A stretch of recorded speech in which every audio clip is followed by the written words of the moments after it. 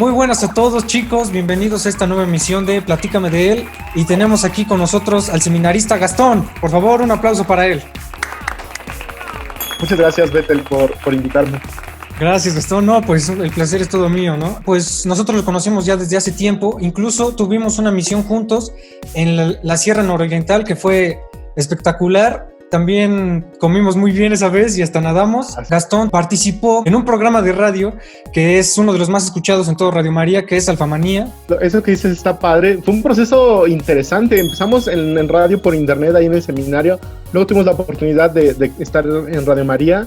Estuvimos incluso hasta a nivel nacional. Después, por las diferentes políticas de regionales que cambiaron un poco, nos quedamos solamente en nuestro estado. Pero sí fue una experiencia bien padre. Ahí fue la primera vez que escuché cantar bueno, a ustedes, a tu familia, a Caro. Gracias también por esa vez, ¿no?, que estuvimos juntos. Él, además de teólogo, es filósofo. Entonces, todos los consejos que nos va a dar en esta entrevista de verdad van a ser, pues, en otro nivel, ¿no? Así que aprovechen muy bien esta entrevista para aprender cosas y todo eso, porque tiene ideas más a lo que sigue, ¿no? Entonces, como es teólogo, pues sin afectar a la doctrina de la iglesia, ¿no? Entonces, para que aprendan más sobre todos estos temas, ¿no? Así que gracias, Gastón, espero que pues podamos aprender muchas cosas de ti. Y pues quisiera empezar con algo un poco personal, ¿no? ¿Qué es para ti tu cosa favorita de la creación de Dios? ¿Qué es lo que más te gusta? ¿Sabes? Es padre que me preguntes esto.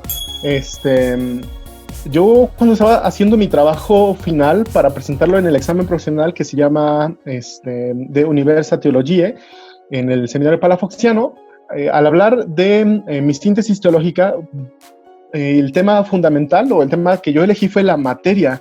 Y ahora que me preguntas, ¿cuál es tu parte favorita? Primero me gusta mucho la comida, ¿no? Especialmente compartirla con los demás. Pero no diría que es mi cosa favorita. ¿Sabes? Creo que lo que me apasiona es los seres vivos. ¿En qué sentido? En el que esta capacidad que tienen de autodeterminarse, de moverse a sí mismos, de llevarse más allá, y desde la cosa más pequeñita, ¿no? Cuando yo estaba estudiando en la universidad, recuerdo que en una práctica en el laboratorio, viendo una gota de agua que creo que había tomado de frente de la puerta de la casa, vi una pequeña colonia de unicelulares, y cuando los vi dije, wow, qué maravilloso es esto. Y esta misma experiencia de admiración me la causan en general los seres vivos. Creo que sí, puedo decir con mucho orgullo, con mucha alegría, que especialmente las personas son pues mi parte favorita de la creación. El poder establecer con ellos relaciones, el tener amistad, el disfrutar de las otras cosas, ¿no? El disfrutar de la comida, de la música. Yo creo que si me preguntabas entonces cuál es mi parte favorita de la creación, diría que son los seres vivos y especialmente las personas. Ya que estamos hablando de esto de la creación y cómo es, o sea, lo maravilloso que Dios nos hizo y todo esto, ¿cómo es que podemos ver a Dios en toda esta creación? ¿Sabes? De repente no siempre es tan fácil, porque cuando uno ve la creación, ve el mundo, generalmente vemos las cuestiones que son más violentas, ¿no? Y entonces, por ejemplo, ahora en medio de una pandemia, ver a Dios en medio de la pandemia es un poco difícil. A lo mejor si contemplamos las estrellas y el universo, wow, no, qué padrísimo, ¿quién lo hizo? Pero de repente las cuestiones límite como que podrían nublar nuestra visión o nuestra percepción de Jesús o de Dios en la creación. Yo creo que entonces lo que nos puede ayudar a percibir más la presencia de Dios en la creación es reflexionar la bondad de la creación misma. En otras palabras, ¿a qué quiero decir? A reconocer que las cosas, que todo lo que hay por sí mismo es bueno, ¿no? Y es que esto, por ejemplo, es un reto. Ahora pensando en la pandemia, pues ¿el virus es malo o el virus es bueno? No, pues es que el virus está ahí, ¿no? Y es parte de, o se ha producido como es por estas reglas propias que tiene la naturaleza, ¿no? Y entonces, creo que al reconocer la belleza y complejidad de la creación, uno puede pensar en su origen. Y no solamente en su origen material, ¿no? Las mismas reflexiones, ¿no? de los cambios de la energía o de la materia, que no se crea ni se destruye, solo se transforma. Incluso en este sentido, si tratáramos de ir más allá, ¿y qué hubo antes? ¿Y qué hubo antes? ¿Y qué hubo antes? Llegaríamos a un punto en el que no sabemos más, ¿no? A un punto de indeterminado, donde había una cosa que no sabemos cómo era antes del Big Bang, pero que tenía unas ciertas propiedades. Entonces, puede ser que nos quedemos en la reflexión hasta este punto, ¿no? Y decir, oh, pues qué padre, y todo empezó ahí, en esa gran explosión. Pero el reto, yo creo que es ese, el reconocer la necesidad, la providencia divina para que este mundo que es maravilloso y que disfrutamos nos hable de Dios. Entonces, eso sería, en pocas palabras, ¿cómo reconocer a Dios en la creación? Yo creo que sería reflexionando del origen trascendental, del origen divino que tienen los seres materiales, que tenemos cada uno de nosotros. No solamente se trata de responderse como desde la ignorancia, ¿no? Como de, pues como no sé, pues es Dios, ¿no? No se trata de eso, sino que se trata de que profundizando, de adentrándonos en, si bien tal vez ninguno de nosotros sea, no sé, astrónomo o un científico, no sé, de Harvard, de alguna universidad de este estilo, no significa que no podamos reflexionar y no podamos conocer el origen de las cosas. Entonces, te decía, no es solamente decir que, fue Dios, pues porque sí, ¿no? Porque no encuentro una explicación lógica o racional, sino más bien es reconocer su revelación, ¿no? Que Él nos habla. El Papa Francisco, me encanta esto que dice,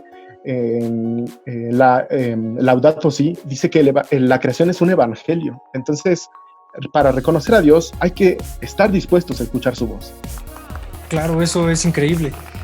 Y pues ahora que hablas de esto de profundizar en las cosas, dime cómo es que tú te profundizaste en ti mismo y supiste que eras parte de esta creación maravillosa de Dios. Oye, esto está bien complejo. ¿Por qué? Porque, bueno, yo te voy a decir una cosa. Mi familia, desde que yo tengo memoria, pues era de ir a la iglesia, ¿no? Entonces, en ese sentido, en mi cabeza Dios estaba. Ajá. Sabía que, pues ahí estaba, ¿no? Y sabía que si rezaba cuando era pequeño, a lo mejor me iba a mandar un regalo o me iba a mandar algo que yo le estaba pidiendo.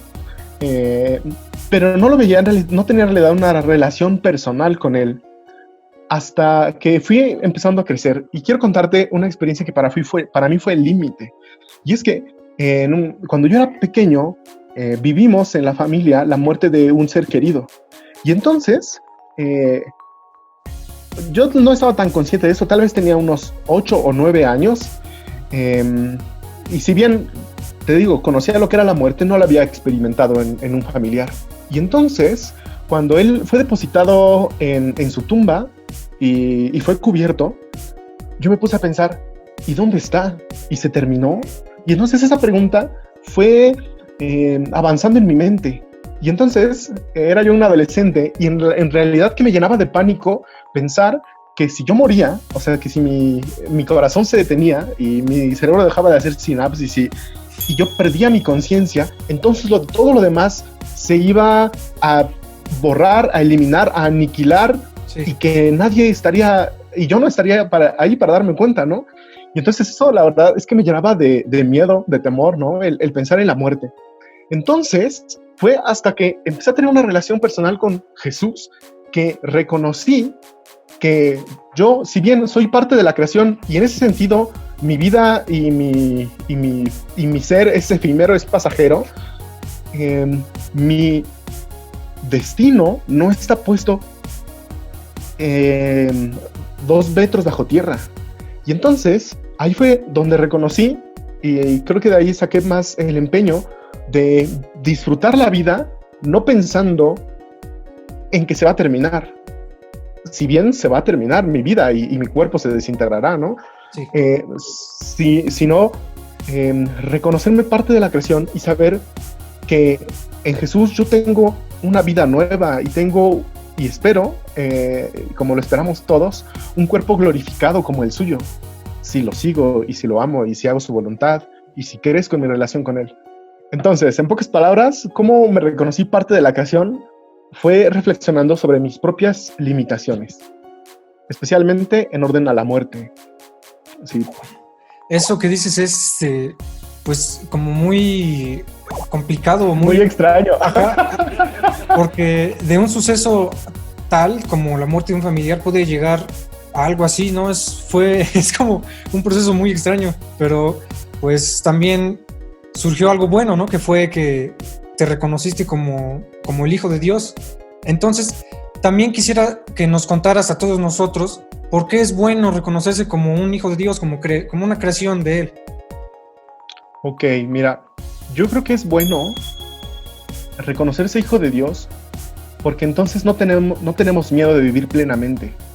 Y es que de repente una persona que solamente se reconoce como, no sé, como del género Homo, como parte del reino Animalia, pues puede vivir disfrutando las cuestiones efímeras, a lo mejor con mucho vigor, ¿no?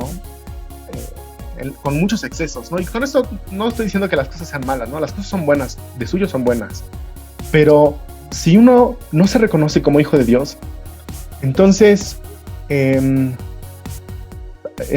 también lo digo por mi experiencia, va uno queriendo llenar esta necesidad de Él con otras cosas y no se puede satisfacer. El espacio de Dios en nuestra vida, la relación que solamente podemos establecer con Él, no se puede bastar solamente con la creación, con los otros seres, ¿no? Entonces, creo que por eso es bueno, para poder vivir plenamente como hijos de Dios, para disfrutar entonces de todo lo demás. Eso que dijiste fue maravilloso, o sea, totalmente, porque cuando realmente descubres que eres hijo de Dios, tu mundo se expande y tienes un sentido de vida. Y pues esto que dices me gusta mucho, porque efectivamente cuando uno se reconoce como hijo de Dios, la vida cobra sentido. Y esto no es exclusivo de quienes hemos sido llamados a lo mejor a un ministerio pastoral, ¿no? O a identificarnos con Jesús en el sacerdocio, ¿no?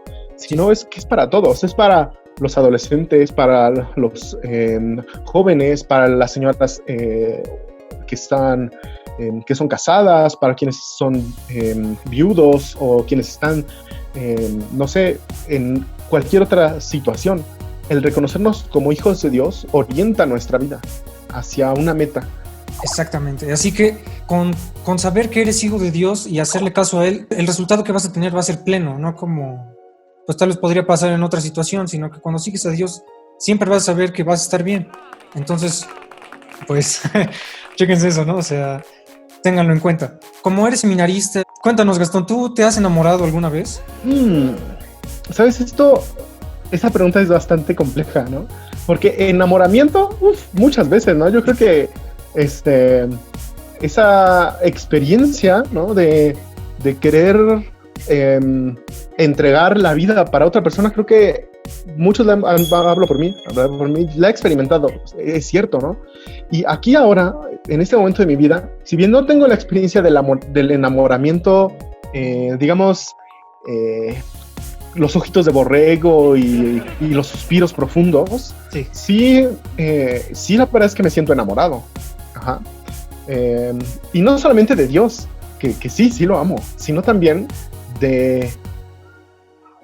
bueno, va a sonar muy extraño, ¿no? De todo lo demás, ¿no? Reconozco que todo lo demás que está ahí es bueno, ¿no? Sí. Y entonces oriento mi vida integrando lo que Dios me da.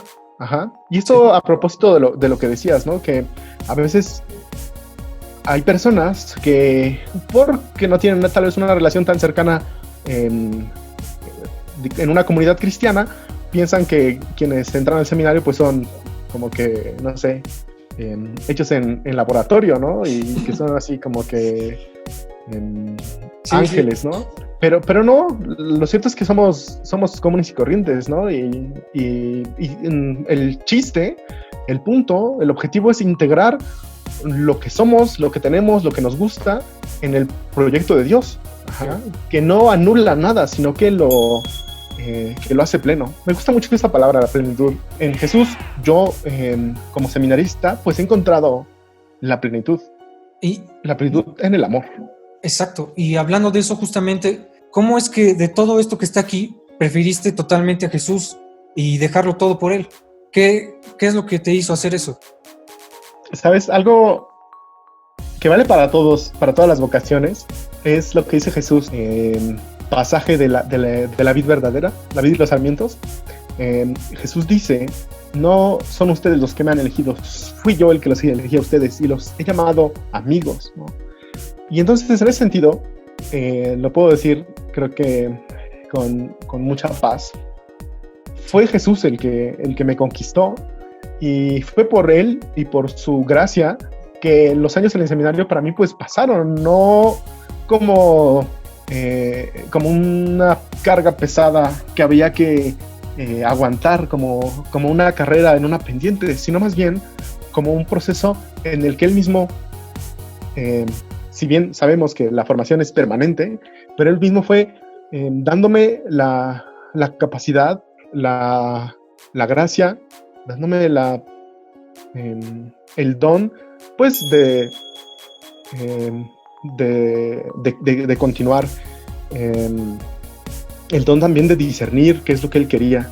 Y algo que me gusta mucho, y eso Jesús me lo dejó muy claro, fue que si yo estaba en el seminario, o si yo decidía no seguir en el seminario, Jesús, él siempre iba a estar conmigo. Y eso creo que lo reflexionamos mis compañeros, incluso quienes han dejado el seminario, que el dejar el seminario no significa dejar de seguir a Jesús. Porque cuando tienes una relación con él amorosa y duradera, esta sigue, ¿no? Y si yo aquí ahora dijera que no es mi plan, ¿no? Don Víctor, ¿sabe qué? Pues ya me voy, ¿no? Porque quiero tomar otro camino. Yo sé que Jesús va a estar conmigo y que Jesús siempre será incondicional. Para mí, su amor por mí siempre será incondicional, irrevocable. Y entonces creo que eso es lo más chido de la vocación cristiana, ¿no? Que estamos llamados a tener una relación con Jesús. Efectivamente, de una manera muy concreta, para quienes son casados, solteros, o quienes aspiramos al orden sacerdotal. Pero pues es Jesús el que da la gracia del crecimiento. Es Jesús el que da la gracia de los frutos. Y es Jesús, pues, el que lo hace posible. Todo esto que has dicho en toda esta entrevista fue totalmente inspirador, porque, pues, tú sabes bien lo que es seguir a Jesús, y lo que nos has demostrado en esta entrevista es que, pues, como dices, no tienes que ser sacerdote, o no porque no seas sacerdote significa que no estás con Jesús, sino que todo el tiempo vas a estar con Él. O sea, nuestro llamado realmente es estar con Él, y a partir de eso, pues con la profesión que quieras o lo que sea, pues transmitir a Jesús, ¿no? Al mundo. Sí, sí. Y eso que dices está bien padre, porque a veces nos preguntamos cómo hacer para, por ejemplo, que en las redes sociales o que en internet esté presente Jesús, cómo hacerlo presente. Y en ese sentido, yo creo que lo primero para hacer presente a Jesús en internet o en las redes sociales es tener una relación con él, porque del Jesús con el que nos relacionamos es del Jesús del que hablamos, y de esto pues se puede decir mucho. Por ejemplo, hay un buen de páginas que yo a veces denuncio, que a lo mejor tiran mucho hate a quienes no son cristianos, a quienes tienen pensamientos distintos, sí, a quienes tienen otra fe, o incluso a otros mismos cristianos porque no tienen esta o aquella práctica. Y es que a veces me parece que en vez de relacionarnos con un Dios que es amigo nuestro, como diría Santa Teresa de Ávila, ¿no?